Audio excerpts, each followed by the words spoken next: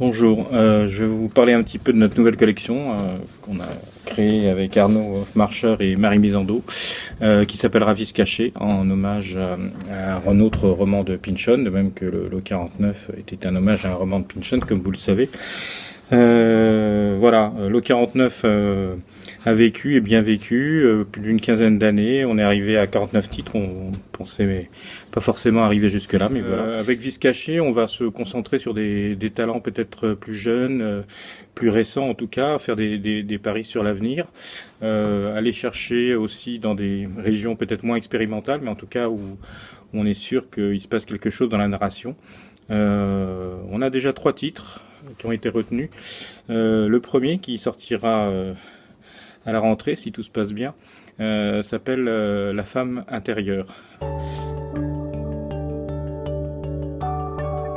Voilà, pour faire court, cette femme qui est paléobotaniste fait des fouilles dans une fosse et avec ses collègues, ils ont découvert plusieurs éléments qui sont des objets tout à fait ordinaires, comme un petit soldat de plomb, une bouteille de coca, etc. Sauf qu'ils les ont trouvés à des profondeurs telles que ça pose un problème sur leur datation.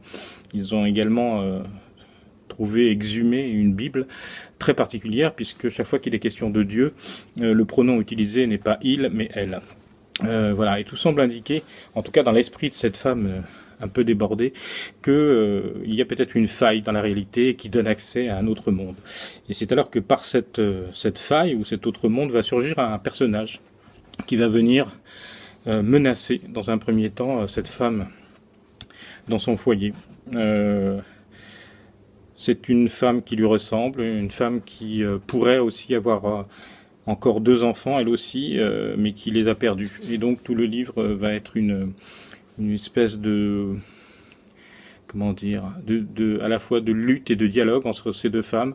L'une qui est débordée par ses 2 enfants, comme je l'ai dit, et l'autre qui, elle, aimerait bien être débordée par 2 enfants, puisqu'elle les a perdus. Il arrive à combiner une véritable histoire, on va dire, domestique, d'une femme confrontée à l'éducation de ses 2 enfants en l'absence d'un père qui est parti travailler 15 jours en Amérique latine et donc qui se retrouve seul et qui est complètement débordé par les événements et qui doit élever ses enfants.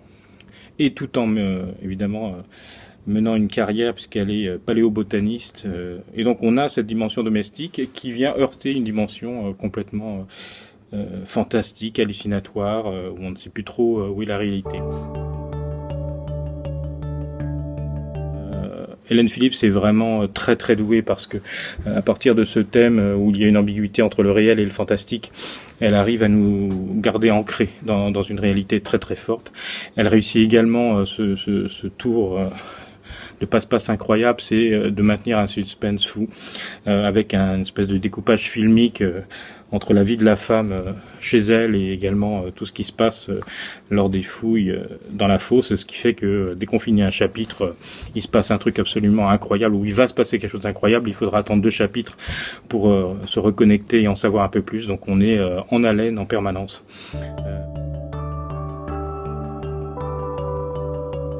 Voilà, c'est un très très beau livre sur la maternité, il y a des choses vraiment magnifiques là-dessus, c'est à la fois un roman presque proche du thriller ou du fantastique, avec un petit côté Stephen King. Enfin, voilà, un hybride de plein de genres et qui fonctionne très bien, qui est très équilibré.